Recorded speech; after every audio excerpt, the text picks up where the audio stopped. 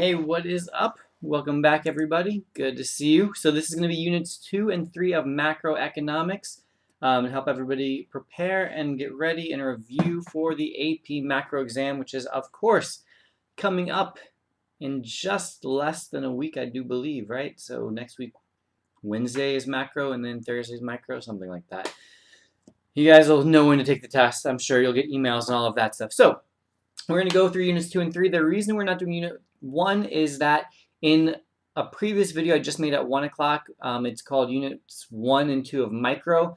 I cover unit 1 of macro. Macro is in that. So it's the PPC, it's opportunity cost, comparative advantage, absolute advantage, and supply and demand, plus the price ceiling, price floor. That's unit 1 of macro. So if you want that, check out pretty much the first half, I would say, of the unit 1 and 2 of micro video. So I didn't want to double up and do that again. All right. So macroeconomics, we're going to start here with unit 2, the circular flow diagram. Again, we're not going to go through this in a whole lot of detail because you aren't going to be asked to draw it. You've never been asked to draw it on an AP test. The idea here is that we have two groups of people. We have businesses or firms, usually we call them, and we have households. That's people. And then there are two types of markets in which these various people, firms, and households engage and participate. Factor markets, that is where labor and the factors of production are bought and sold. Factor markets are also known as resource markets.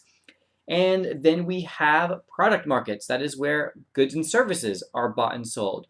And so you have this idea of money flowing into product market to businesses, and then they use that money to buy factors of production in the factor markets, and that money goes to households. You then use that money to spend it in product markets, and you have this cycle going around and around. All right, we also have a business cycle. Again, just kind of a basic thing here that you'll see never be asked to draw, but is kind of at the core heart of AP macro. And that is this business cycle. So you see the peaks and valleys, the expansion, the economy is growing. The peak is the top of that expansion. Then it starts to decline. That's known as a recession. That is where we are right now. Ours is like a sharp cliff right now that we are seeing. Then you get to the bottom, and that bottom is known as a trough. The sooner we get to the trough, the better. So that would definitely be good. And then you go up into the expansion, hit the peak again, etc. And so that's the business cycle. The vertical axis is real GDP, and the horizontal axis is time. So over time, notice the trend line is going upwards. So over time, the economy is growing even with these peaks and valleys of the business cycle. So because there is a business cycle, there is something known as macroeconomics. So macroeconomics, we are looking at the overall economy. We're looking at measuring it through three main things. Output, so how much stuff is being produced, how many people have jobs, we usually call that unemployment, and then inflation, looking at prices. So those are our three big measurements of AP macroeconomics and macroeconomics in general. They're the foundation of everything that we do. Output, unemployment, inflation. All right, so we're going to go through those three things. We're going to start with the output part. So gross domestic product, you guys have a definition on the screen there. As I take a second real quick just to drink a little bit of protein. GDP is the total final value of all final goods and services produced in an economy in a given period. Again, I know there's a lot of definitions on this slide. Like I said in the micro review video, my intention here is to not just go through definitions, because you can find those and you will have those at your disposal during the AP exam this year. So I'm more so going to go through and practice how to calculate stuff, and then we'll look at the graphs when we get to unit 3. All right, so that is the idea of what we're doing here. GDP, our main way of calculating GDP, this is the expenditures approach. It is the following formula: Y equals C plus I plus G plus either NX or XN. It doesn't matter how different books transcribe it different ways, where net exports is equal to exports minus imports. So then I have all those variables listed for you of exactly what they mean. Again, you can come back and you can pause this video, obviously. You can look at each one of these. Notice that Y means a bunch of different things because the AP exam, they like to be mean and they like to use these terms interchangeably. And so if you're only prepared to see the letter Y, or you're only prepared to see real GDP, then if they say national income or aggregate output, it might throw you off. So please just be aware of that you might see it called something slightly different. So Y equals C plus I plus G plus net exports. All right, then you have what each of those CIG and XN or NX represent. So we have things like consumer spending, investment spending, government spending, exports, imports, net exports. So let's kind of just take a moment. This is one of the things we should define together because these are really important. They're going to be all over everything we do in Unit 2 and 3 today. So consumer spending, this is spending done by households. So when households buy goods and services. So anytime you see G/S, by the way, that just means I didn't want to write out goods/services. So I wrote G/S. That's consumer spending. Investment spending is typically undertaken by firms, but what it is more importantly is purchases of new physical capital. And then you see here, it is the main cause of long-run economic growth. Excuse me. So investment spending is hugely important to an economy. Without investment spending, the economy will not grow. It is the key to growth.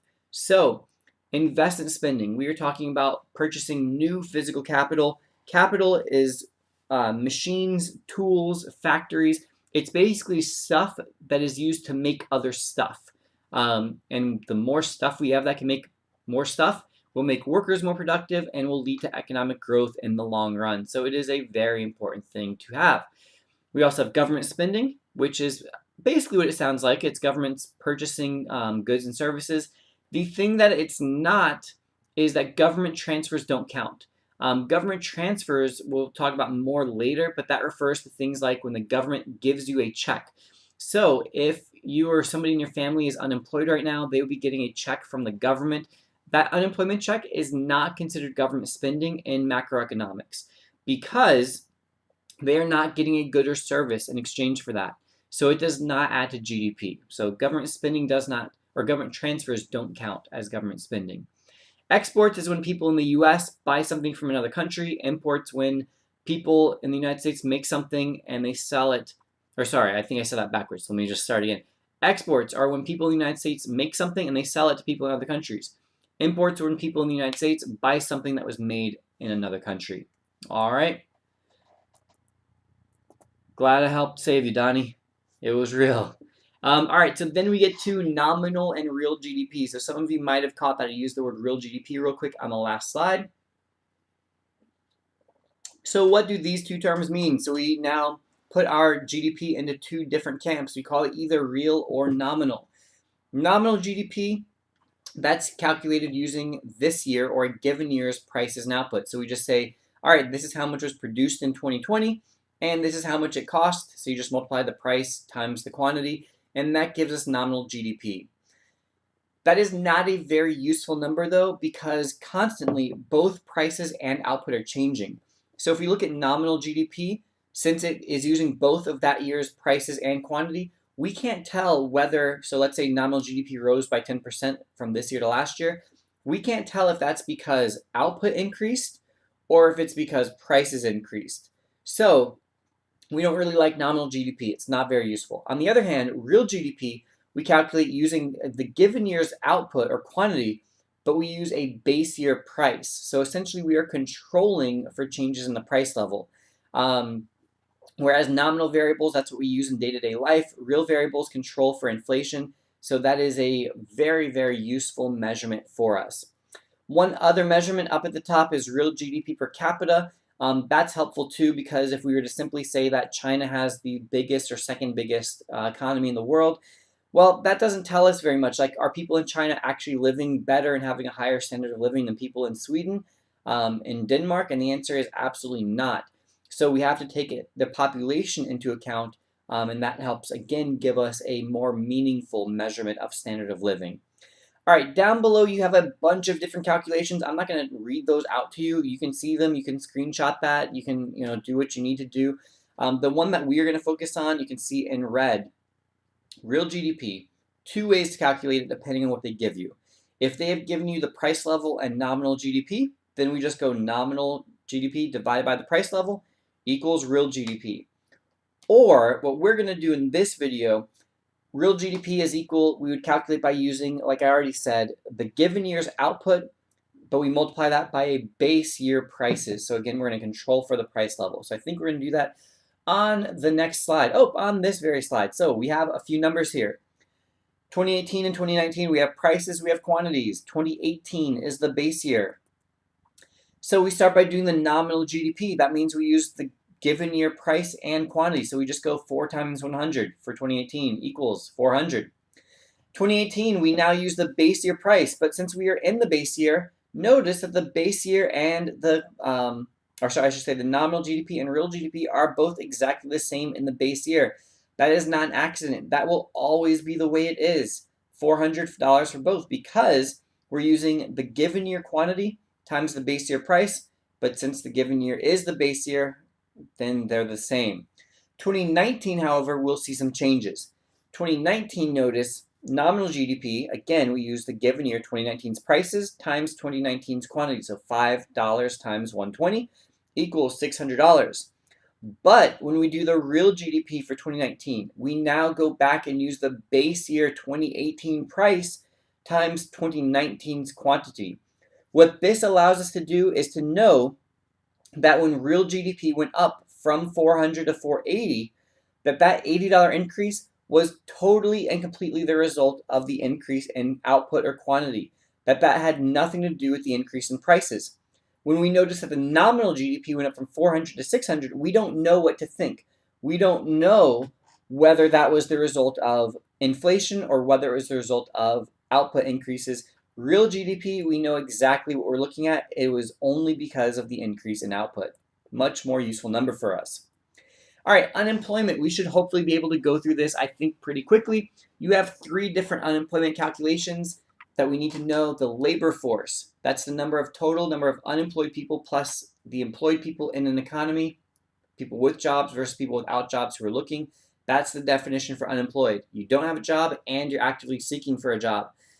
People who are discouraged workers, marginally attached, underemployed, part-time, they are not counted as unemployed because they have a job, even if that job sucks, even if that job is whatever, or they've given up looking, then they're not looking for a job, so they're not counted.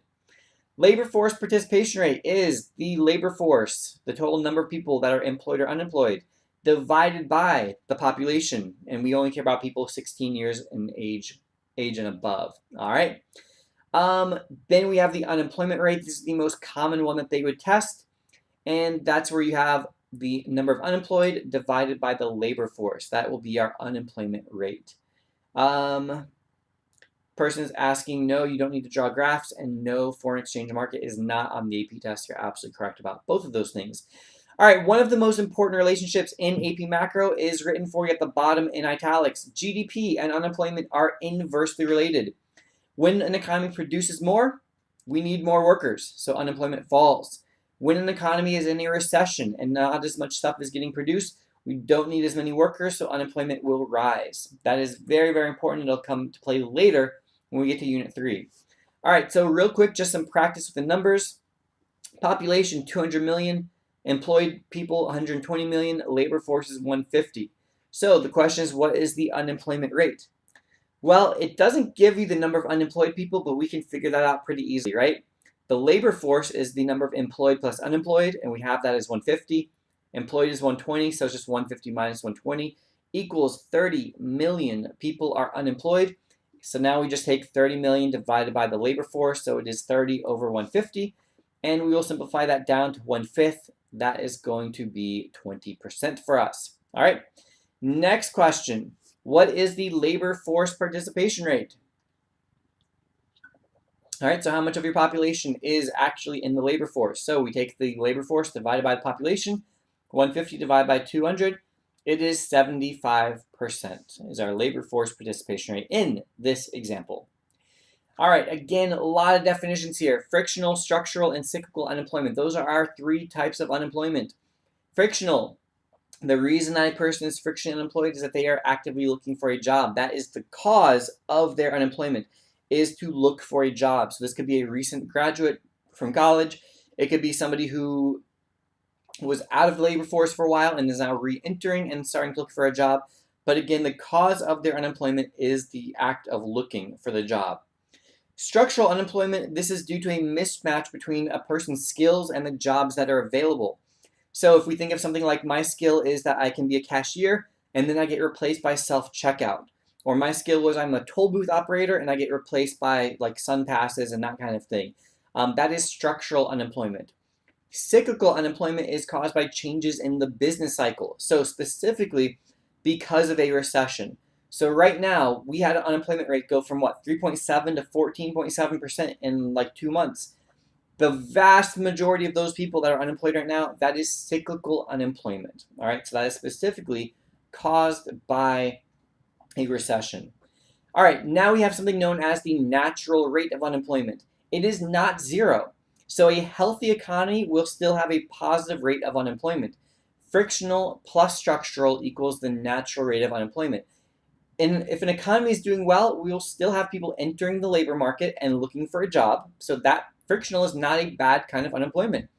Structural unemployment is not necessarily bad either. Maybe you get more skilled and you are looking for a better job, or it's just that the economy is growing and so certain jobs aren't needed anymore. So again, those two types of unemployment are not bad for the economy as a whole. So that is the natural rate of unemployment. The natural rate of unemployment is also known as full employment. Those two terms can be used interchangeably, and the AP test will use them interchangeably. If you remember the PPC, when we're on the PPC, we say that our resources are being fully employed. That means we're using all of our resources. This is the same idea, that an economy is fully using its resources. Yes, you can always assume the population to give you is older than 16, just like in that question. Do we need to know technological unemployment and seasonal? No, you don't. All right, next up is inflation. Again, it's tough to do this section without definitions and vocab, because that's what a lot of this unit is. It is pretty much getting you exposed to the vocab that will be at the heart of everything we do in AP Macro all year long. So inflation, it means a higher price level. So it is the change, the increase in the price level. That is inflation. The inflation rate is specifically the percent change in the price level from one year to the following year. Again, the way you would calculate an inflation rate is the same way that you would calculate any percent change. The second value minus the first value, divided by the first value, and multiply that by 100. All right, now we get to some specifics though. The CPI, the Consumer Price Index, this is one of the ways the federal government attempts to measure, and economists attempt to measure inflation. What they do is they select a basket of goods that they feel represents the typical purchases or the average purchases of a typical urban family in the United States, and then they just track that same idea over and over again, those same prices of those same goods, and they see what happens to it.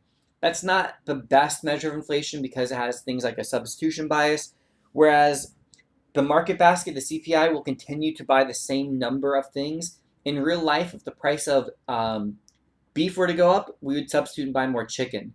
So it's a flawed thing. Again, I don't want to get to that. I'm more about how to calculate stuff because that's what I think the AP test will be more focused on. Action Jackson, yes, discourage workers misrepresent the unemployment rate because they're not counted as unemployed, even though they have a job and might like one. So yes, the unemployment rate officially typically underestimates inflation. Typically underestimates unemployment.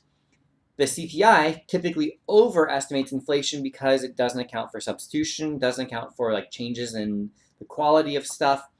So how do we get the CPI? Well, we take the cost of a market basket. The way we do that is we control this time for quantity. All right, so whereas with real GDP, we controlled for price changes because we only wanted to know what happened to output when we do real GDP. When we do inflation, we only care what happens to the price, so we don't want to get messed up by changing quantities and outputs. So when we do inflation, we're going to control for outputs. We're going to pick a base year and use that base year's quantities, and we will use the given year prices. All right, so let's see how this works. Again, I give you the same exact numbers as before. 2018 is the base year.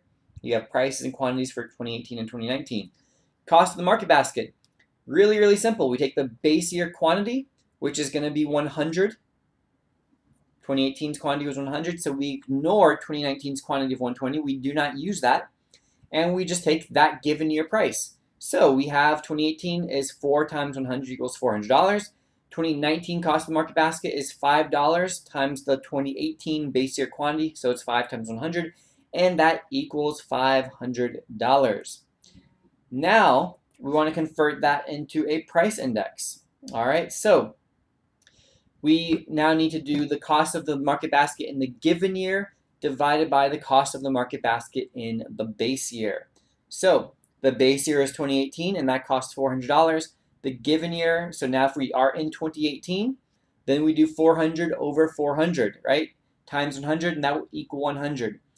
The price index for the base year will always be equal to 100 because the base divided by the given will always equal 1 because it will always be the same thing because you are in the what's it called, the base year. So the given and the base are the same, so it's 1 times 100 equals 100. All right, the last thing here is now doing the other year, 2019. Again, the given year is 2019 over the base year market basket, so it's 500 divided by 400 equals times 100 equals 125. I mean, it doesn't hurt you to know what seasonal unemployment is. I'll tell you that I have 10 years of exams and they haven't asked that ever before. You're right that it doesn't mean that they won't, but they haven't before. So when I tell you it's not something that's important, it hasn't been. So I hope it's not on there this year. I don't think it will be. All right, so 125. And now that shows us that there has been inflation. All right, so 5 over 4 is 1.25 times 100 equals 125. Because the CPI is greater in year 2 than it was in year 1, we've had inflation. Now we want to know how much inflation, and so we would do it with our percent changes. So year 2, 125 minus year 1, 100, divided by 100 equals 25 over 100. So we're at 0.25 times 100 equals 25%. All right, and so that is our inflation rate. You have one other way that you can do calculate inflation, and that is to use the GDP deflator. So you take the nominal GDP, divide it by the real GDP, multiply it by 100, and that number would be your GDP deflator. All right. Now we shift into Unit 3. We have our aggregate supply, aggregate demand model. This model is the basis for all of AP macroeconomics. Far and away the most important thing in AP macro is this model. So first thing is you have a few determinants of what would shift each of these two curves. The LRAS curve, we don't actively shift. Even if we were drawing, we weren't going to do that. But the LRAS curve, it would shift as a result of long-run economic growth, which would be caused by increases in productivity, more capital, physical and human. And that's pretty much it. So technology, productivity, human capital, physical capital. So we are going to focus on the AD curve and the SRS curve.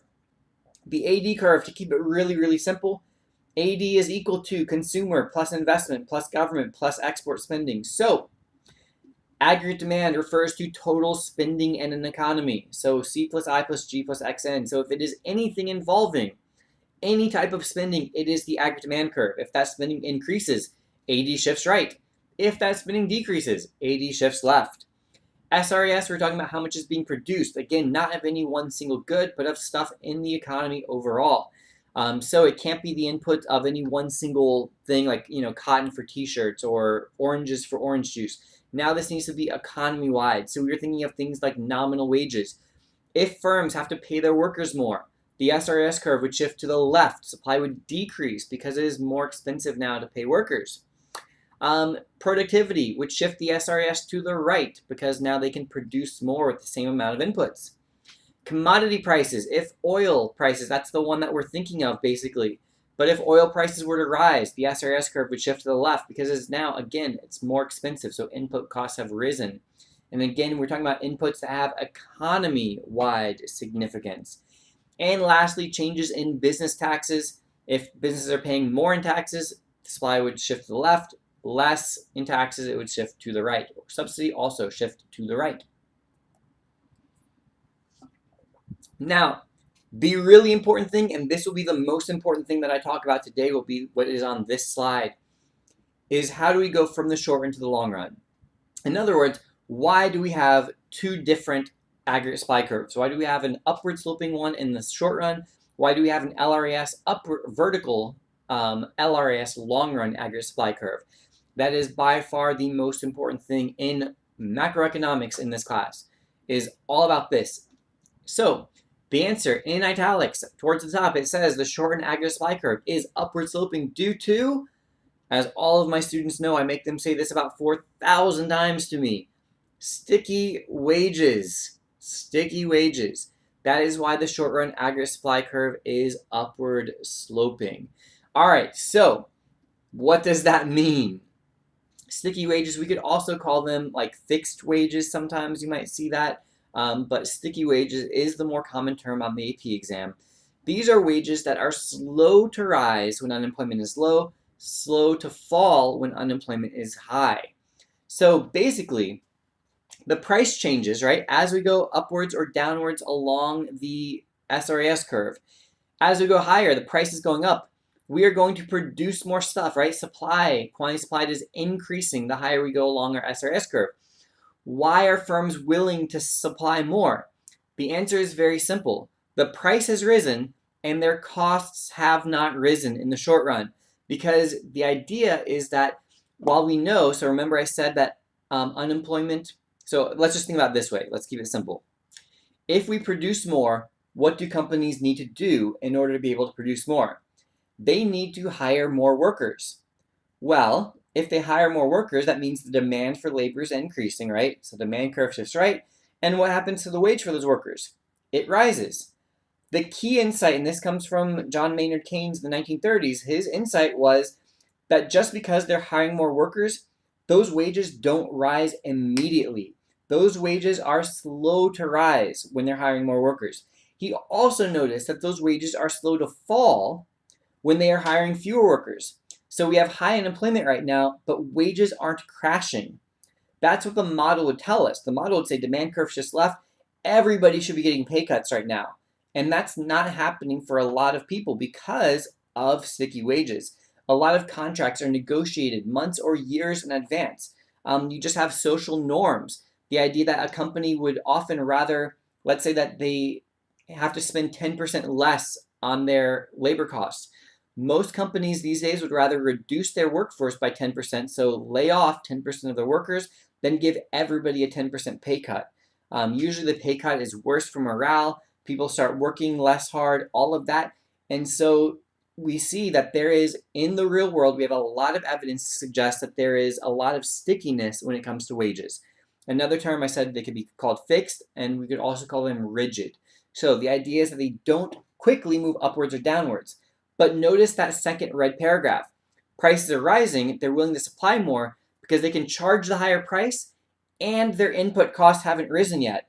So what does that mean for the firm? It means that in the short run, they can profit more by hiring more workers at the same price as before and increasing their output. That is true in the short run. But in the long run, all those wage contracts are going to get renegotiated. Workers are going to demand it because the workers are going to know, hey, prices are going up. We had 5% inflation this year instead of 2% inflation. I can't get a 2% raise this year. I need a 5% raise to keep up with prices.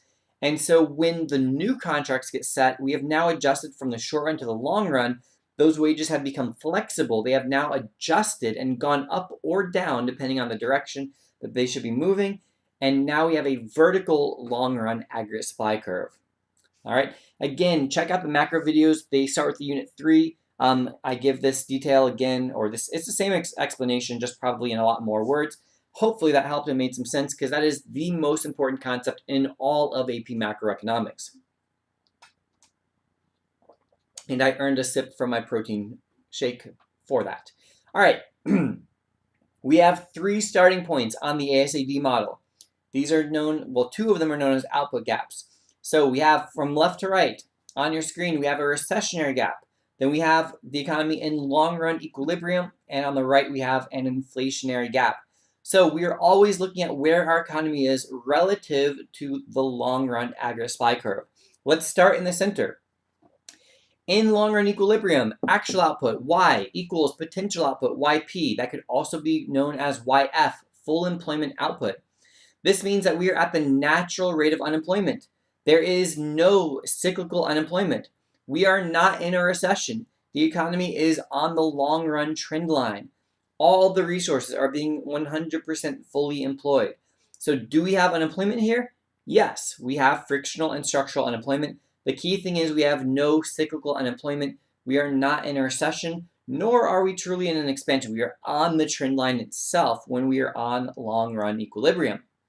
On the left-hand side, our economy is in a recessionary gap. So notice the intersection of the AD curve and the SRAS curve, it is to the left of the long-run aggregate supply curve. So this is where actual output is less than potential output. So it is possible for the economy to produce more and to be more productive than it currently is. This is known as two things. We can either call this a recessionary gap, or we can call it a negative output gap. Again, negative because actual output is less than potential output. Why is it possible for our economy to be stuck here producing less than what it's possible to be doing? This is because of sticky wages. The wages haven't fallen yet. Eventually the wages will fall, and when the wages fall, that will lead to workers being cheaper, and then companies can hire more workers, which will allow them to produce more. That's what will happen in the long run, all right? On the right-hand side, we have an inflationary gap. This is during an expansion. We see that actual output is greater than potential output, or greater than full employment output. This is an expansion. Again, we don't have any cyclical unemployment. The unemployment rate is actually below the natural rate of unemployment. This is not sustainable forever. It is only sustainable as long as those wages remain sticky. Once those wages become flexible, again, we will see a shift that will take us from the short-run aggregate supply curve to the long-run aggregate supply curve. All right, so that's our starting point. In your scenarios that they are going to give you on the AP exam, it will start in one of these three conditions. They will again either call it a recessionary or negative output gap, inflationary or a positive output gap, or they will say long-run equilibrium, or they might say full employment level of output. That's an annoying way to say it, but any way that they do it means the same thing. All right, so now to get to these specific details of how exactly our economy self-corrects in the long run. So how we go from the negative output gap to long-run equilibrium. View our LRAS kind of like a magnet where if the government does nothing, it will eventually come back to long-run equilibrium. So we are at P1 and Y1, that intersection. So we have our price level and our output level. We are below actual or potential output, right? So what has happened? Output has fallen. Output has fallen. That means that unemployment will rise. Again, we have that negative relationship between real GDP and unemployment. When GDP falls, unemployment rises. Nominal wages in the short run are sticky, so we stay at that intersection of P1 and Y1 for a little while because of those nominal wages being sticky in the short run. Eventually, over time, and there is not an answer to exactly how much time, it depends. Every recession is different. Wages will eventually start falling, and when those wages fall in the long run, now the workers are cheaper, firms can hire more workers, so the decrease in nominal wages, that's one of your determinants of the SRAS curve. So the SRAS curve will shift to the right, and it will bring us back to long run. Notice the price level then falls and output returns to potential output. That is how a negative output gap will self-correct in the long run. Positive output gap, again, we're in the expansion, so companies are doing well, they're making money, they're loving life. Output is increased, unemployment is falling, but eventually, because of that falling unemployment, there's going to be competition for workers and wages will start to rise. When those wages rise, those firms won't be able to afford as many workers at their new higher wage rates, so they will lay off some workers and they aren't able to produce as much as they are now with fewer workers, so the SRAS curve shifts to the left and again brings us back to long-run equilibrium. So the AP test loves to do this where they'll say, all right, how could the economy self-correct? And these are your two ways. So again, take a screenshot of this. This is classic FRQ questions on the AP exam. Just looking at this, we have two different types of shocks.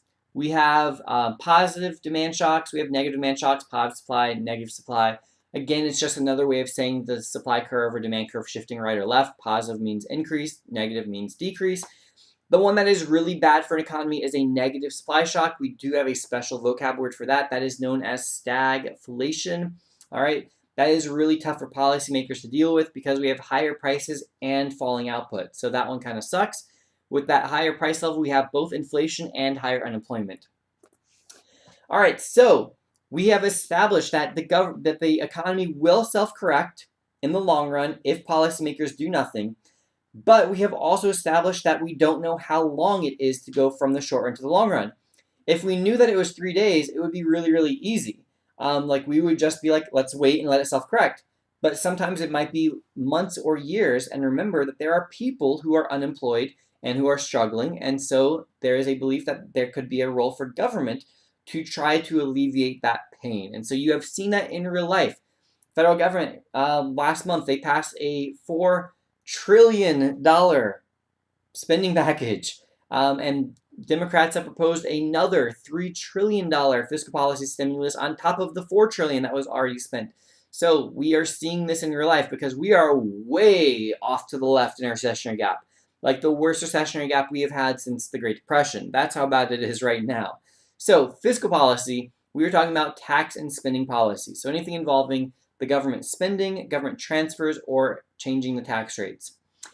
We have two types of fiscal policy. We have expansionary and contractionary fiscal policy. Expansionary fiscal policy has the goal of expanding or growing the economy. You would do this in a recession. And so essentially the federal government has three options. They would either increase spending, they would increase transfers, or they would cut taxes. The thing that the federal government passed last month, it did all three. It primarily increased transfers. That was by far the largest part of that particular stimulus bill, was to greatly increase government transfers. All three of those things, for an economist, it doesn't really matter. You have spending increases, transfer increases, you have tax cuts. I mean, it does matter. Let me not act like it doesn't, but they will have a similar effect, and that is to shift the aggregate demand curve to the right. So notice how this looks different than when the economy self-corrects. From the recessionary gap, when it self-corrects, it does so via the SRAS curve. When the government tries to fix the economy, it does so by means of the AD curve. All right, so this is by means of the AD curve, and we end up with a higher price level. Both of them will increase output. The nice thing about the self-correcting version is that we end up with a lower price level. This one, we end up with a higher price level. But you get the benefit of it happening much, much faster, hopefully. All right, the inflationary gap.